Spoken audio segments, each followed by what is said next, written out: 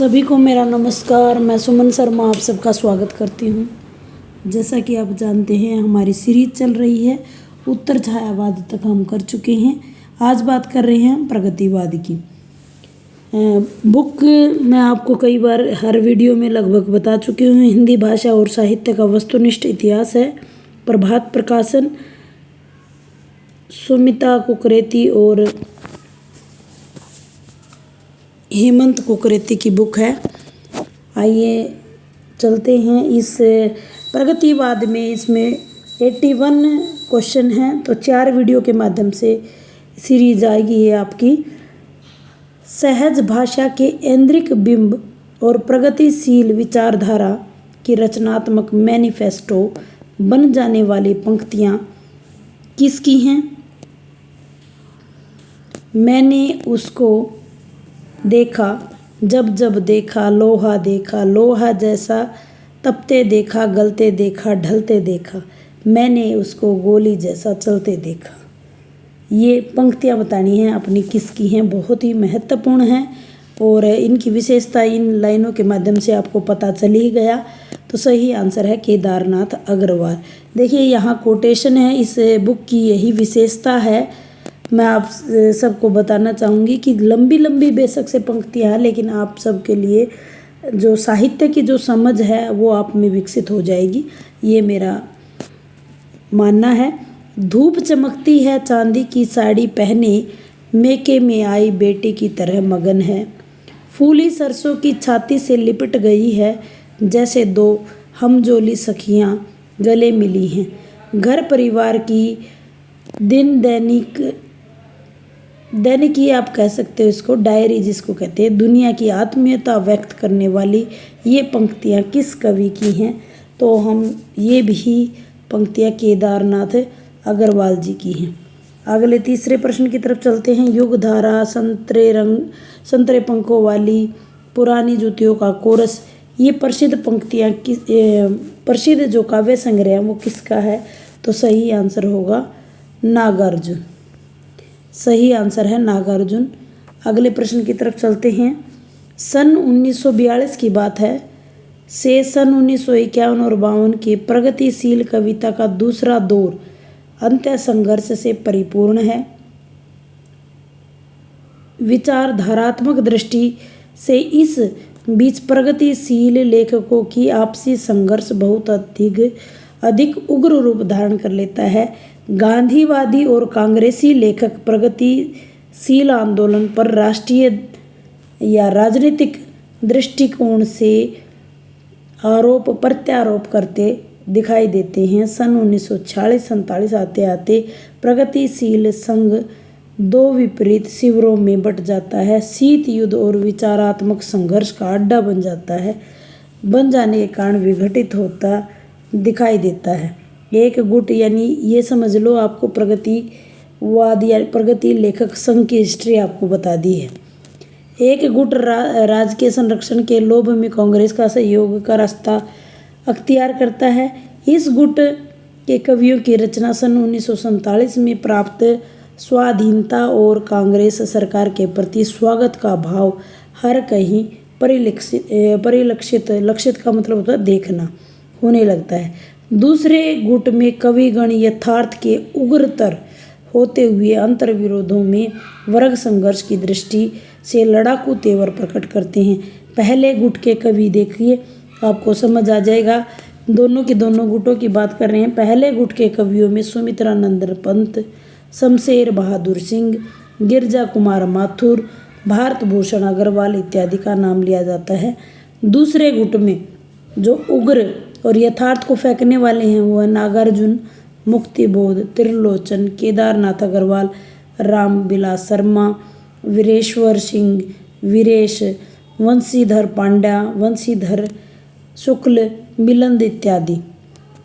देखिए दोनों की हिस्ट्री आपको समझ आ गई है। सन 1946 में आरंभ हुए तेलंगाना सशस्त्र संग्राम की पृष्ठभूमि में यह विवाद इतना सघन हो गया कि सन 52 आते आते प्रगतिशील लेखक संघ विघटित हो गया। लेखक जो संघों के विघटन के लिए उत्तरदायी राजनीति को स्पष्ट करती ये पंक्तियाँ किसकी हैं।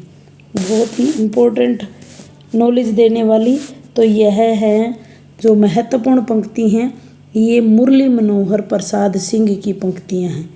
मुरली मनोहर प्रसाद सिंह, प्रश्न चाहे पूछा जाए या नहीं पूछा जाए, लेकिन सही में हमें प्रगतिशील लेखक संघ के बारे में नॉलेज प्राप्त हो गई।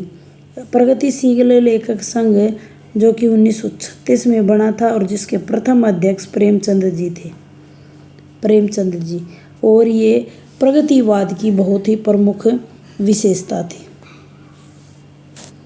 उत्तराधुनिकतावाद के बाद ये चीज़ जरूर रही है। अगले प्रश्न की तरफ चलते हैं।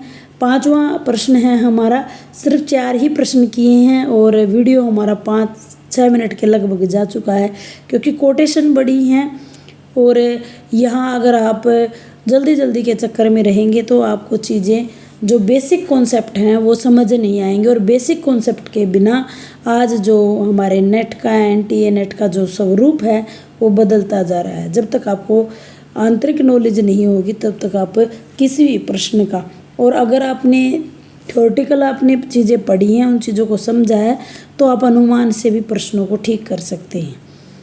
चलिए, आपका ज़्यादा समय नहीं लेती हूँ मैं, अगले प्रश्न की तरफ चलते हैं। यह बात बल देकर कहने की है कि केदार की सामाजिक दृष्टि और उनकी काव्य चेतना में भी अटूट संबंध है। यह संबंध उनके गहन दायित्व बोध से निर्धारित होता है। केदार ने जितनी अधिक प्रेम कविताएं लिखी हैं, वह भी पत्नी को लक्ष्य करके उतनी ही परकिया, ये नायिका भेद का एक भेद है, प्रेम वाले कवियों ने भी नहीं लिख सकते। इधर परकिया प्रेम से क्रांतिकारिता से विशेष संबंध जोड़ा जाने लगा। ऐसे में केदार की प्रेम कविताओं का महत्व स्वयं प्रकाशित होता है। परकिया प्रेमी सिद्धांतकारों का बातों से लगता था कि पत्नी से प्रेम करना कितना मुश्किल काम है। केदार की कविताएं यह सिखाती हैं कि इस मुश्किल काम को संभव करना कितना आनंदकारी और स्वस्थकर है। चाहे तो इसे आत्मसंघर्ष का उदाहरण मान सकते हो। यह कथन किसका है, ये आपने बताना है कि किसने जो है केदारनाथ अग्रवाल जी का अध्ययन किया है। तो सही आंसर, यानी हम कहेंगे समकालीन प्रश्न इसको, तो सही आंसर इसका अजय तिवारी। वाम वाम वाम दिशा समय साम्यवादी, यह चर्चित पंक्तियाँ किस विद्वान कवि की हैं? तो इसका सही आंसर आएगा शमशेर बहादुर सिंह। रूपाभ्य पत्रिका का संपादन किसने किया है? तो सही आंसर इसका होगा पंत जी, सुमित्रानंदन पंत। 8वें प्रश्न की तरफ चलते हैं। इस युग में जीवन की वास्तविकता ने जैसा संघर्ष, जैसा उग्र आकार धारण कर लिया, उसने प्राचीन विश्वासों में प्रतिष्ठित हमारे भावों और कल्पनाओं के मूल को हिलाकर रख दिया। इस युग की कविता स्वप्नों में नहीं पली हैं। इसकी जड़ों से ये अपनी पोषण सामग्री ग्रहण करते हुए कठोर धरती का सहारा लेना पड़ रहा है। हमारा उद्देश्य इस इमारत में चुनिया लगाने का कदापि नहीं है, इसका कि गिराना अवश्य भावी है। हम तो चाहते हैं कि इस नवीन के निर्माण में सहायक होना, जिसका प्रादुर्भाव हो चुका है। अपने प्रगतिशील तेवर के लिए पहचानी गई रूपाभ्य की ये पंक्तियाँ किसकी हैं? तो आप जान ही चुके हैं, ये क्वेश्चन हम बता चुके हैं। तो आंसर भी हमारा पंत जी होगा, सुमित्रानंदन पंत। सही आंसर सुमित्रानंदन पंत। प्रगतिशील भावबोध संपन्न ताजमहल कविता किसकी है? तो इसका सही आंसर सुमित्रानंदन पंत ही होगा। तो लगातार हमारे 3 प्रश्नों के आंसर पंत हैं। प्रगतिशील लेखक संघ का पहला अधिवेशन कब हुआ, जो मैं आपको बता चुकी हूँ। प्रेमचंद जी इसके अध्यक्ष रहे हैं, 1936 में हुआ है। और पहला अधिवेशन कहाँ पर हुआ, तो सही आंसर इसका लखनऊ है। निराला पंत इस प्रगतिशील आंदोलन के साथ थे। इससे पहले अधिवेशन का सभापति कौन था। अब देखिए, निराला और पंत एक साथ प्रगतिशील आंदोलन में थे, उससे पहले वाले अधिवेशन का नाम बताना है। तो सही आंसर होगा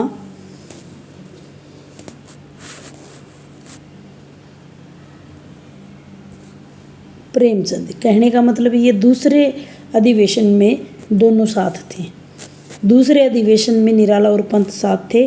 पहला अधिवेशन प्रेमचंद जी ने लखनऊ में किया। दूसरा अधिवेशन कब और कहाँ पे हुआ, कमेंट बॉक्स में कमेंट कीजिएगा। कुकरमुता एक छायावादी कवि की प्रगतिशील कविता है, तो बताइए किसकी है ये। बहुत ही फेमस कविता है। सही आंसर होगा निराला और इसका समय है 1942। अगले प्रश्न की तरफ चलते हैं। द्रुत झारो जगत के झीर्ण पत्र, यह प्रसिद्ध पंक्तियाँ किसकी हैं। तो ये सुमित्रानंदन पंत जी की हैं। आज अमीरों की हवेली किसानों की होगी पाठशाला, ये पंक्तियाँ बतानी हैं आपने किसकी हैं। तो आपको पता ही है क्रांतिकारी विचारधाराओं का कौन है, निराला जी इसका सही आंसर रहेगा। 20 प्रश्न हम इसमें करेंगे क्योंकि वीडियो बहुत ही लंबा हो जाएगा। कहारों का नृत्य और चमारों का नाच, यह प्रगतिशील रचना है, किसकी है यह बतानी है आपने। यह भी पंत जी की है, सुमित्रानंदन पंत। हरिजन गाथा किस की प्रसिद्ध कविता है। हरिजन गाथा नागार्जुन की प्रसिद्ध कविता है। अगले प्रश्न की तरफ, नारी सौंदर्य और श्रम सौंदर्य का नया मुहावरा रचने वाली निराला की रचना बतानी है हमने। तो सही आंसर इसका होगा तोड़ती पत्थर। तोड़ती पत्थर बहुत ही फेमस कविता। प्रवास काल में पत्नी प्रणय की उत्कृष्ट रचना सिंदूर तिलकित भाल किस प्रगतिशील कवि की रचना है। तो ये भी आप जानते होंगे किसकी रचना है ये, तो नागार्जुन जी। नारी सौंदर्य का आखुंट और स्वस्थ चित्रण करने वाली कविता गुलाबी गालों वाली नारी की रचना बतानी है किसने की है। तो सही आंसर है केदारनाथ अग्रवाल जी। केदारनाथ अग्रवाल जी। अगला प्रश्न फिर नेक्स्ट वीडियो में। उम्मीद करती हूँ आपको ये सीरीज़ पसंद आती होगी। बने रहिए। धन्यवाद।